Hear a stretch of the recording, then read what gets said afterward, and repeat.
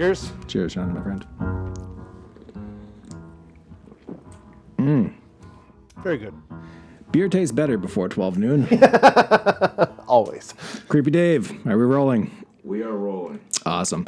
Folks, here we are back for episode 2 of Tell Me a Story. I'm, of course, Tom Daly, joined once again by the Doctor of History himself, Sean McCarthy. And what are we enjoying? We're enjoying the Dungarvan Hopper, compliments of Timbership, which is a great little microbrewery we have here in the Miramichi area. If you're from here, go buy it. They have their product available around the city, and I think it's all over New Brunswick, probably in various pubs and bars and whatever. So yeah, get out there and have a taste. Dungarvan Hopper, in honor, of course, of the Dungarvan Hooper or Whooper, depending where you're from and how you want to pronounce it. But yeah, so we talked last time about the story that most people know, the one about the cook who's killed in the lumber camp. And yeah, he's been haunting the area ever since. So today we're going to ask, what if that's not true at all? Or if that did happen, that's not the ghost or the thing that people were hearing in those times. What if it was actually a lost man? So Tom, when was the first time that you heard this version of the story?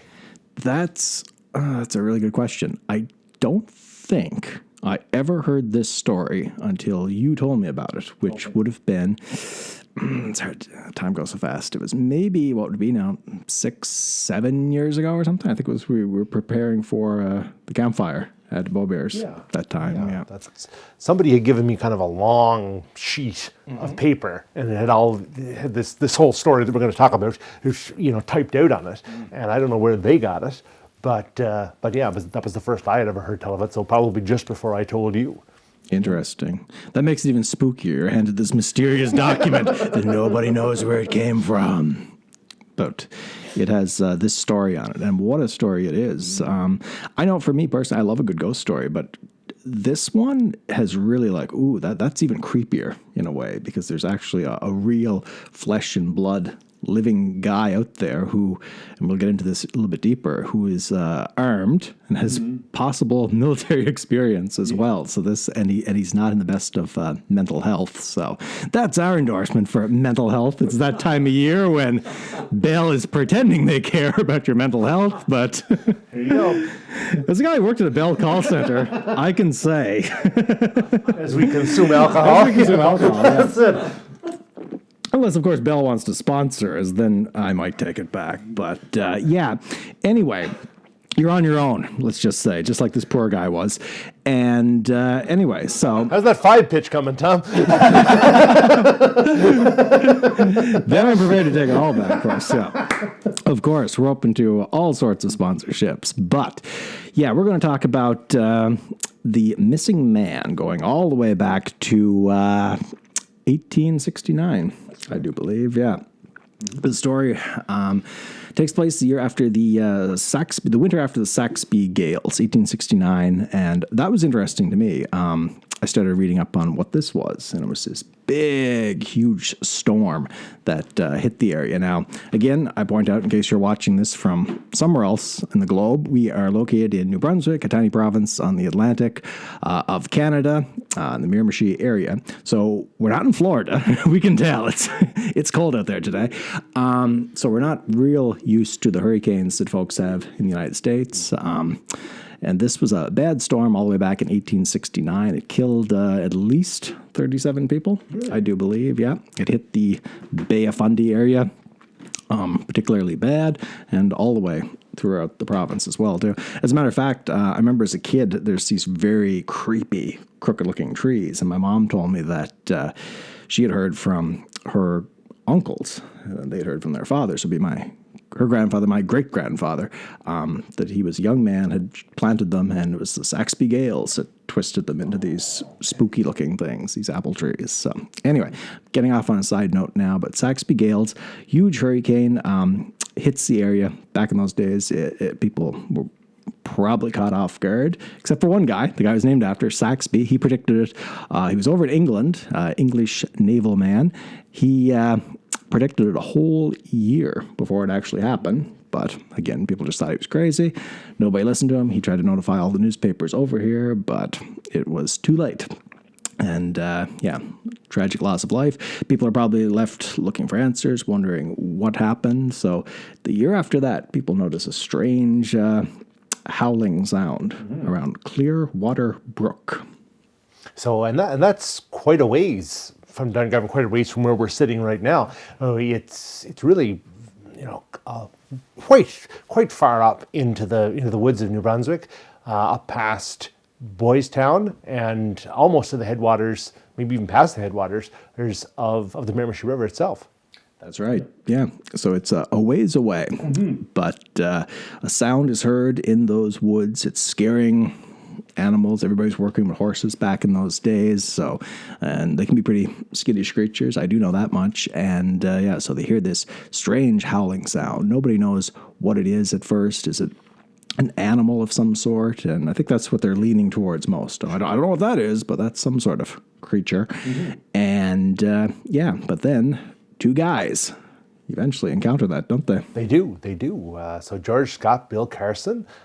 So we don't know a lot about them. I did a little bit of research just to try to get a sense of who these guys might have been. And George Scott, not to be confused with the former Canadian professional wrestler and WWF executive of the same name, who helped produce WrestleMania 1 and 2. Not that guy. This guy was a farmer, from what I understand. And was also a judge at the agricultural exhibition. So he was probably an older guy, because a lot of the stuff that I found about him was kind of in the late 1840s, so about 20 plus years before. Bill Carson, I didn't find a whole lot of references. About 20 years after these events, there is a Bill Carson that's talked about, who was a lumberman. So again, not outside the realm of possibility that maybe this guy's starting his career at this time. So both of these guys claim to have encountered the Hooper, but neither one of them can agree quite what it was that they saw. Correct me if I'm wrong. I believe it was Bill Carson said that it was attacked by a bear, but a very unusual bear. He describes it as a bear with white streaks on its head, which sounds very strange. And I'm thinking maybe it's got mange of some sort. The hair is falling out, and or a scar perhaps. So it's already a bit standoffish because it was attacked or something. The other thing is it's not very common, but it can happen. I've heard rabies in bears. Okay. Yeah, it has to be bitten by something with rabies, so and you got to be a pretty crazy fox to go up and fight a bear. But who knows? So it's very few cases have ever been found, or bitten by a bat or something like that. But so possibly, maybe. But it is interesting because the older fellow, George Scott, who's been around and seen a lot of animals there at the exhibition and whatnot, he's convinced that it is not a bear, that it's in fact a man. Yeah. That attacked Carson.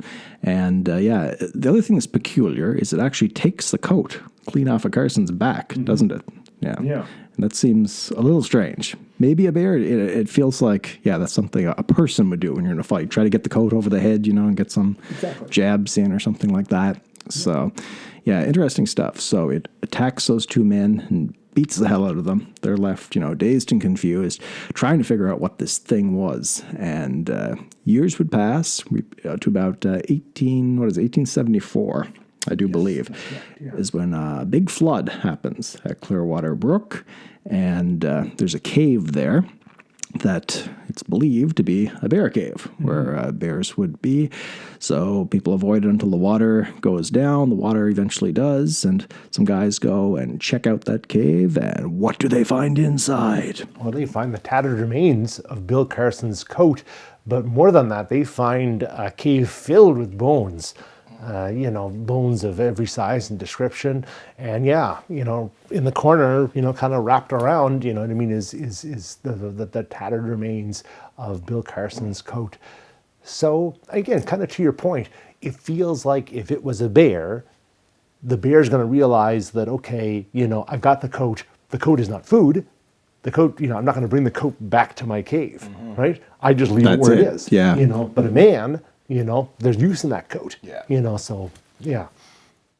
Very good point. Yeah, especially if you're this guy who's living out there by himself and only has what he can basically make or steal. Yeah. So the water recedes, 1874. The whooping sounds stop at this point, and they stop for a good number of years, don't they? About 15. 15 till years. 1889. Wow. Yeah. And the story's still being told around those parts. But again, it's an older generation. People forget. But then... And I guess they also figured that maybe that, whatever it was, man, beast, whatever, has drowned in the cave. That's very true. And the water has carried, him away. He's gone away. Yeah. They don't find any body, man or beast, but easily, a flood like that, the body would be washed away. So then the sounds reappear years and years later. What's the year again, you think? 1889. 1889. So 1889, the sound reappears, but this time not down in Clearwater Brook. Oh no, it's much closer to home. It's back to Dungarvan. It is. Yep. It is. The same place we talked about last week, which in the Blackville area. So, yeah. So this time, we're seeing, in accompanying to the sounds, a lot of break-ins at the camps this time, and food and other things are being stolen. And I think there's, again, a lot of people are dismissing this as an animal. There's that idea of, the wolverine, which was known at that time. I have seen one. Yeah. Yep. Okay. Well, there you go. Yeah. That they get into They're out things there. and kind of tear stuff apart and, piss all over the place and, make an awful mess. Just like a typical Saturday night. If you're not tearing the place apart and pissing everywhere, well, you're missing out on life.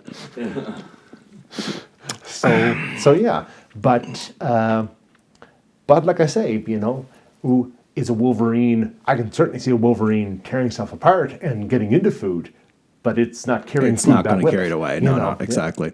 Yeah. So camps are being broken into left, right, and center, and that makes people very scared because there's something going on. And again, I like to point out too, these stories, these lumberjacks were tough guys. You know what I mean? So if there's something out there that's spooking them, it really makes you think. And a fellow then by the name of Tom Hunter encounters something. So, and again, the documents that you provided to me, and I got to play Tom Hunter there a little bit, and then we'll be playing him a lot more this coming summer. So he's a guy, he runs goods between the camps on the Toter Roads, as they're called. So basically it's a guy like a peddler. When you say he's not selling things. He's running goods, basically. Yeah. He's a horse and wagon taking the supplies from town into the camps, back and forth, all that sort of thing. So he's doing that, going over this rough road, and he's got a bit of a reputation for being a bit of a hothead, you could say, or whatever. And so I relate to him a little bit. Doesn't watch what he says, and too fond of swearing, maybe. And so he's basically a little hard on the horses too, which I don't like to hear. I have my small anti-Semitic dog, which I'm very fond of. But it's I love animals, but Tom Hunter, unfortunately, not very good to animals, and he beat his horses quite badly.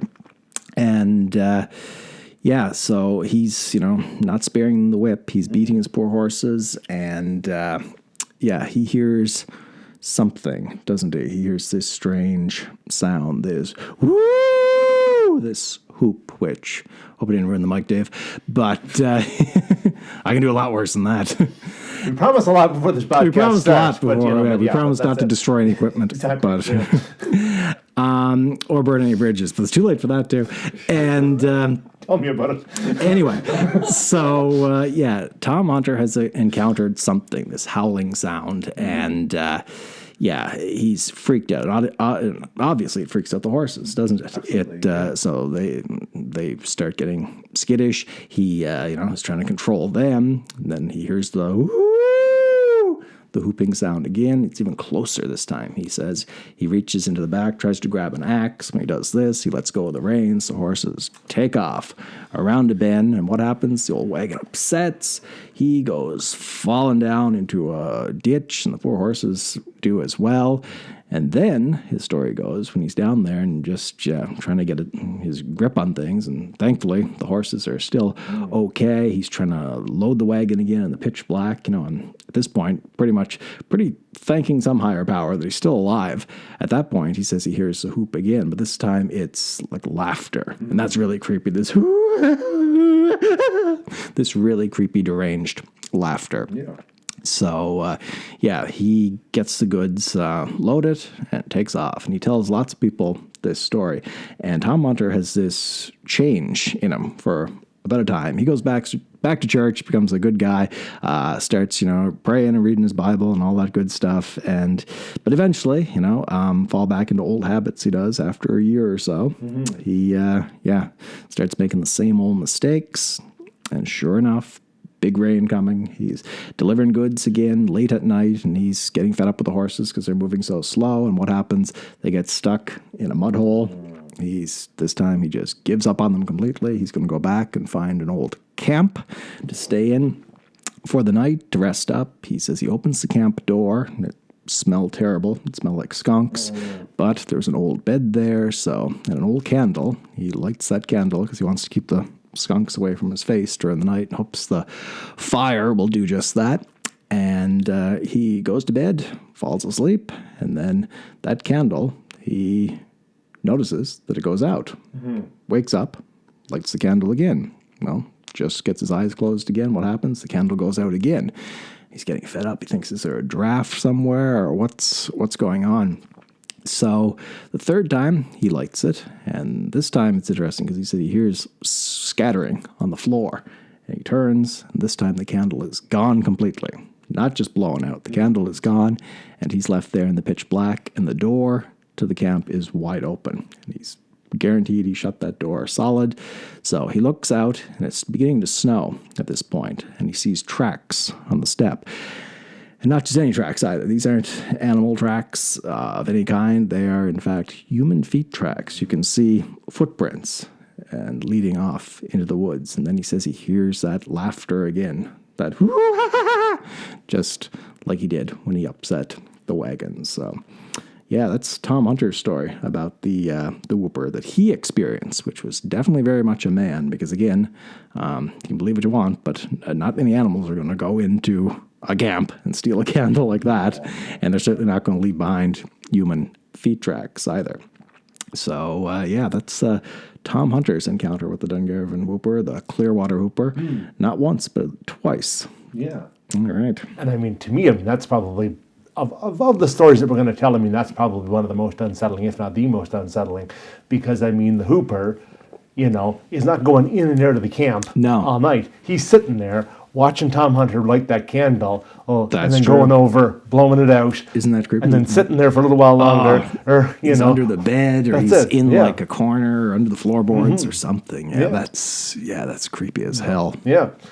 Yeah. And, again, a bit of that showman aspect, right? He waits till the third time, and then the third time, now I'm going to show you. Exactly. So, third time's a charm. Mm-hmm. Yeah, that's interesting. Yeah. That's it. So this story kind of goes around enough that that the powers that be, the bosses, basically they hire a guy to go out and find this fella, trap him, bring him in, and, this fellow by the name of George Brown to go and, now the stories that are written there say that he kind of baits his traps with, salt pork and codfish and all this. I'm wondering too, like what kind of traps? Is this guy going to be able to do to catch a guy, right? Yeah. That because an animal is one thing, you can kind of snare them, and they can't get their leg out of a hole like there, but a man can. Yeah. So is it like a deadfall? Is it is he digging like pits and or are these lethal traps? Are these, who knows? I suppose if they're like, you could have, I suppose, at that point, maybe the conibear traps that kind of trap a leg or something, and, but. Yeah, it's a good point. This guy's preparing to trap something. He's preparing to trap a man, if it is. He says, man or beast, I can catch him. So, again, older guy, knows the woods really well. He's trapped and killed lots and lots of animals.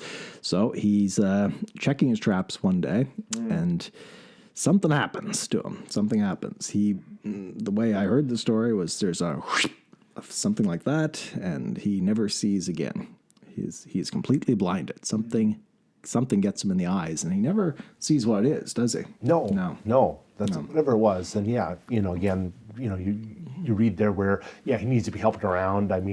He's maybe not totally blind, but is now so visually impaired that he can't really kind of make his way anymore without somebody kind of at his elbow, exactly, making sure he can get around. Yeah, that's so creepy. Mm-hmm. So he's That's such an interesting story. Yeah, I don't, because there's no animal that's going to come up behind you like that. Again, if it's going to jump you, it's not going to be. I don't see it being coordinated enough to go for the eyes. Is the thing. Like even the Probably not. No. this. No. Yeah. That's it. Exactly. Again, especially we're back into what is it? A bear, a wildcat, maybe a wolf back then or something. But none of those animals are going to be able to. That looks like a. Yeah, it's a lucky strike at best if it's an animal. I mean, I guess you could say like there's the whole idea of it being a panther, and the panther is an ambush predator. It is going to sneak up behind you, but again, go for the eyes. It'd have to be something that it just did and didn't realize it was doing. But yeah, no, it seems much more coordinated than that. And just back to the panther for a moment. We're going to talk about that probably down the road too. The eastern panther. There's lots of stories about that. And I know you're like, well, you're in what, Atlantic Canada? There's no panthers there, is there? But there's these sightings. We'll go into it in detail. That there was an eastern panther here at one time. And something I was reading up on, but there was a lot of wild animals abandoned all throughout Canada and the U.S. and Britain and everywhere. And who do you have to thank for that? The carnies. The disgusting, disgusting, horrible carnies from the circus back in those days when they were done running circus or were just too lazy to feed these poor animals anymore. They would let loose everything they had. So they potentially would let a lion loose in Moncton if they wanted to. Because again, no animal protection back in those days, and again, the carnies were not the most savory lot. Probably. Well, the famous folk song about the wildcat back on the pipeline. It's about a monkey. Okay, yeah. Well, there you go. That was turned loose from the circus, exactly, and ended up in a camp back to Norwest. Yeah. Okay. So yeah, we had the circus to thank for I guess some of these stories possibly. All right, so back to our Clearwater Hooper. George Scott is blinded, George Brown, rather. George Brown is blinded and never sees again, but some other men do see someone, don't they? They do. So the next time that we see, and this is really kind of the one report that we know for sure. We have all the details of it because it was written up and published, this particular account.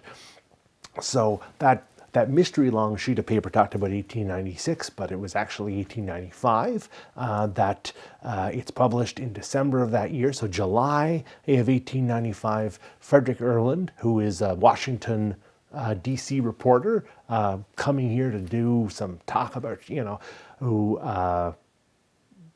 I guess, kind of sporting in the big woods of New Brunswick, is here with Frank Ristine and Henry Braithwaite, and they're taking a big trip up the Dungarvan River in July of 1895, and they encounter what Frederick Erland would later refer to as the Lost Man.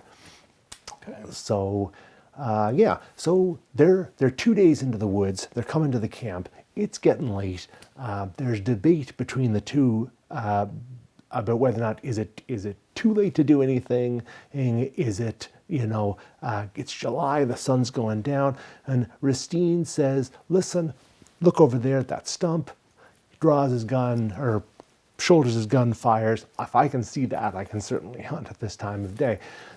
Erland says, yeah, okay, that's fair, but I'm pretty tired. I'm going to hit I'm going to go into this old camp here and lay down for the night. And he figures, he's asleep within minutes. He's played right out. So that night he figures at about 10:30, Ristine comes, wakes him up, says, listen, we've got a lost man that's come to the camp.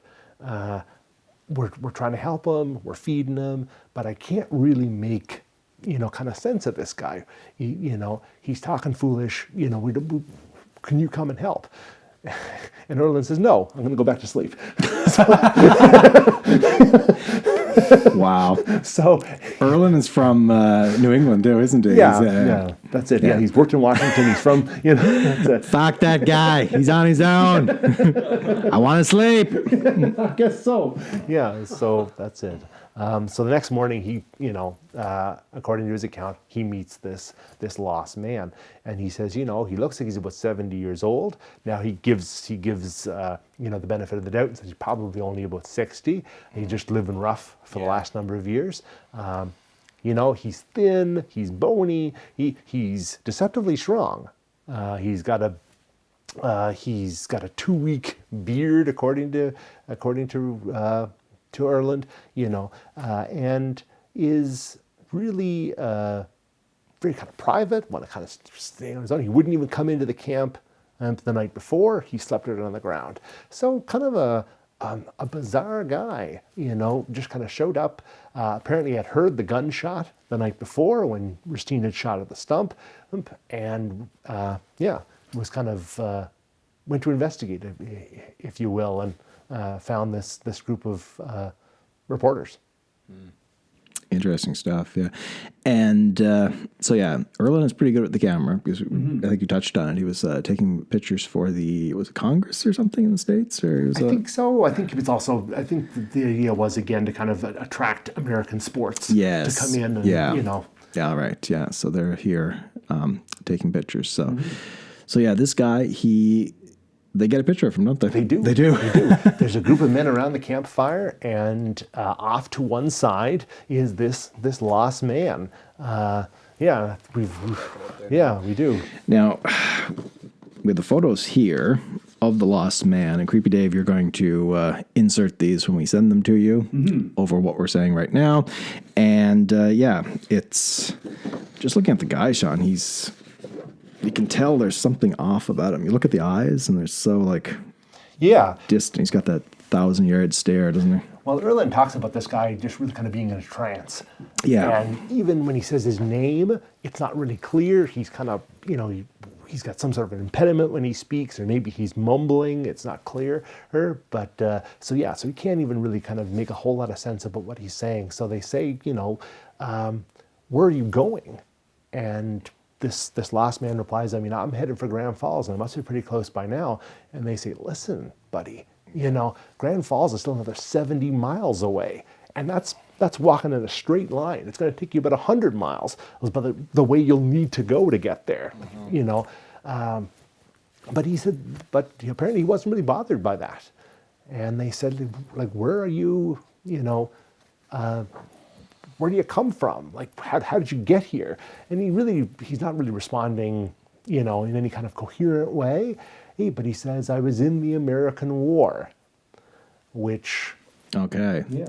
Now that's something. Now keep in mind what year this is. This is well before World War I, and the only war around this time that's plausible that he could have been in, it's too far after the War of 1812. So it's got to be the American Civil War. I would think so, given his age. So if this is 1895, and he's, again, Erland says he's about 60, but he looks 70. So, it makes sense. 1835, he would have been, old enough to serve. And I did, again, just some quick digging. This last man says that he has to get to Grand Rapids, because somebody knows me there. I've got friends there.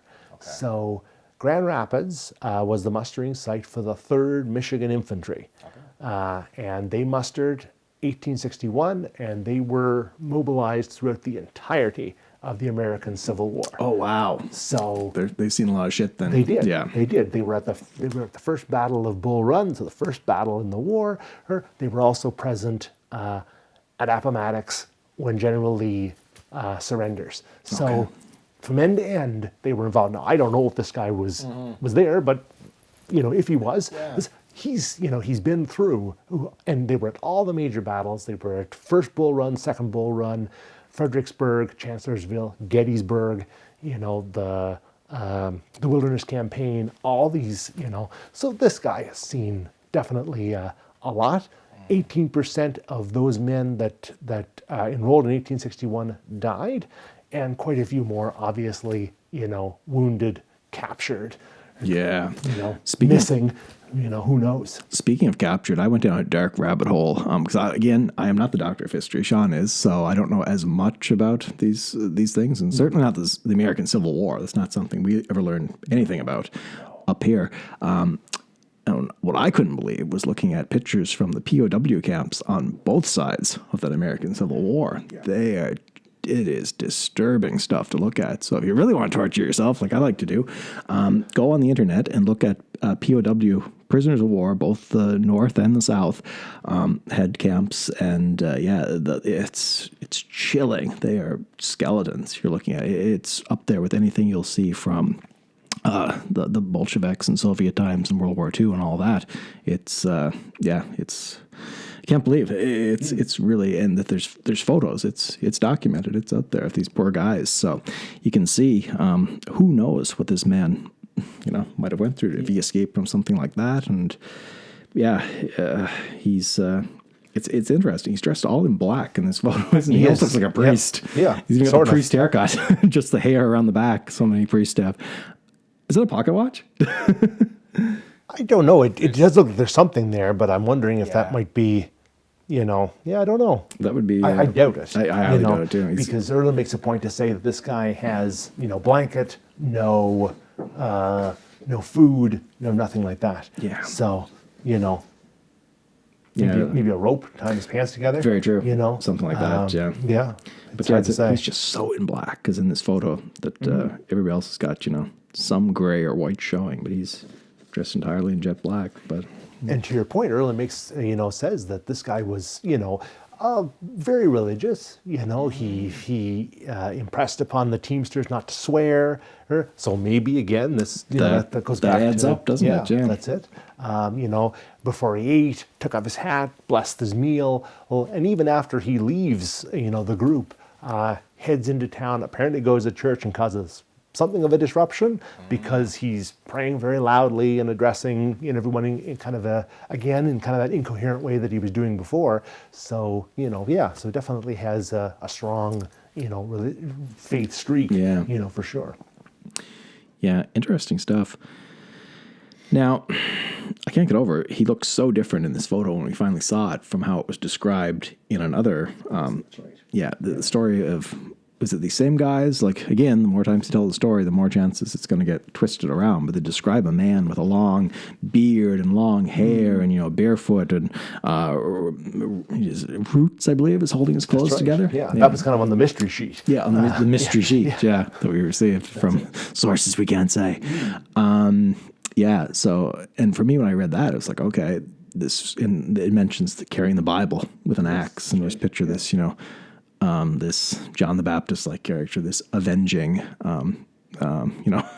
fist of God type character. And so if that guy, he cleans up pretty well, I guess is what I should be saying, because he looks very different in this than what's described there. Or was that a different guy? Or was that, you just caught him on a bad day before he... Maybe. Yeah. But I can certainly see at a time like this, for every community that might be kind of put off by this guy, there's probably people that are kind of take pity on him and take him in for the night and wash his clothes or give him a shave or whatever. There's probably, and again, if all of these things are being done by the same guy, he's away for 15 years somewhere, so he's obviously doing a lot of wandering around, and I would guess that all can't be taking place outside and in the woods. No. He surely would have died. He would have froze to death somewhat, even if he was really good with starting fires. Mm-hmm. Now, starting fires, that leads to another sighting. Now, keep in mind, this guy was seen in that Dungarvan Blackville area, and then he's not seen for some time after, is he? Yeah, I believe some years pass, and he's seen again, but this time he's not in New Brunswick at all, not in Clearwater Brook, not at Dungarvan. He is south of the border. He's down in Millinocket, Maine, in a group of, what are they? They're hunters or fishermen or something like that. So, yeah. Just out, they come upon this guy who they say is by the embers of a fire that he started somehow, even though he had no matches on him. They make a note of that, so that's very interesting. And he's described again as being fairly disheveled. They say he's wearing, he does have moccasins on, but he's covered in mud and clay and stuff like that. And again, same situation. They talk to him and try to make sense out of what's going on, and they give him some food, and he spends time with them for a couple of days, I do believe, and they make a note of giving him some money, not knowing if it'd be any good or not, because at this point he's so far gone, is he even going to know what to do with it, but they give him a coat, a couple days worth of food, and some money, and they can figure out at least that he's trying to get across a lake, so they canoe across with him and just let him go, and God be with you, sir.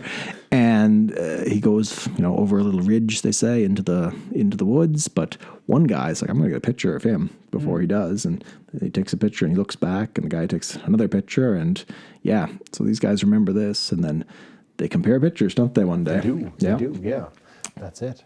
So yeah, the picture that you've seen, but by this point was published. And again, we should mention that Erland makes a point to say that when he does take the picture of this fellow, this guy doesn't like it. He's very put off by that, and so you wonder, is it the flash? Is it? I'm wondering. The flash would be like the gunfire back then, the old guns they were using, and lots of. And I think you mentioned too the battle cry, the sound he makes. There's a lot of that. Yeah. Make noise when you make the big charge. Back in those days. So, good point. Yeah, the rebel yell. Rebel yell. Like a rebel yell. Yeah, that's it. Yeah. Mm-hmm. So yeah, very interesting stuff, and that is the story of one of the stories of the Dungarvan Whooper, which was printed in the United States in a bunch of different newspapers and magazines, and luckily you can find some of this stuff now in the digital age that we live in. Yeah. It's finally out there, stuff that we never would have known about before. Yeah, I mean, who's going to think to look up Forest and Stream, December 14th, 1895? This guy, this guy right here, the doctor of history. You'll find it. Well, it was just lucky, that we were able to, to come across it, and it does, like I say, make grounds that story and makes a world of difference, right? To be able to say, like, here it is, and here is this guy, and I think he definitely lives up to expectation for sure. It does, and that whole Civil War element adds so much more to it, and like that's why I like really reading about that and seeing like, whoa, this guy must have been through hell, you know what I mean? And whatever happened to him, did he ever make it home? Or that's the mystery right there. Whatever happened to this poor guy who we don't know anything more about? That's it. Yeah. Yes, sir. Not quite not the most hopeful note to end on, but it's not. No, we don't do happy endings in this show. We don't. No. Spoiler. Yeah. Yes, sir. All right, Shawn, anything else we should say before we wrap this one up? No, I don't think so. This was an interesting exploration, and I do look forward to probably not any time, not soon, but in time to come, to look at the Eastern Panther as well. That's right. Yeah. The Eastern Panther, sometime down the road, we don't know exactly when, we'll be talking about that. And any number of cryptids as well. That's true. Right. There's a cryptid that may or may not have been the Dungarvan Whooper as well. Exactly, yeah. But we'll keep that for another show, because while I have some cryptids right behind me, what I have here is actually some fantastic artwork by... You hear me saying Creepy Dave now and then. Off camera is our producer for the show, David Jardine, and this is a sample of his amazing work. Get a load of that. It is coffee. Ignore all the dust on the frame. It adds to the atmosphere. The Creepy Dave, he only allows 6 months worth of dust to appear on the artwork before he gives it to you, because that's it. It's art. Don't question it. Really neat stuff. It's like Dr. Seuss meets Ren and Stimpy meets Acid Trip. It is wild, wild stuff. Coffee Doodles by David Jardine. I say a lot of jokes and a lot of crazy shit, but definitely check that out. It's a great page, and Dave does some awesome artwork. So yeah, check out his stuff. Coffee Doodles is what's called, Dave. David Jardine, Coffee Doodles. That's right. Coffee Doodles. Appreciate it. All right. So if you're enjoying this show and last episode and the many episodes that are to come, if you're coming upon us just as we're debuting, if you're watching through the back catalog, be sure to subscribe. Be sure to share this show with your friends and other people that you know are going to like this content. And if anybody from Bell is watching, your internet is still slightly better than Rogers, so I'm waiting for the check. Cheers, everybody. All the best.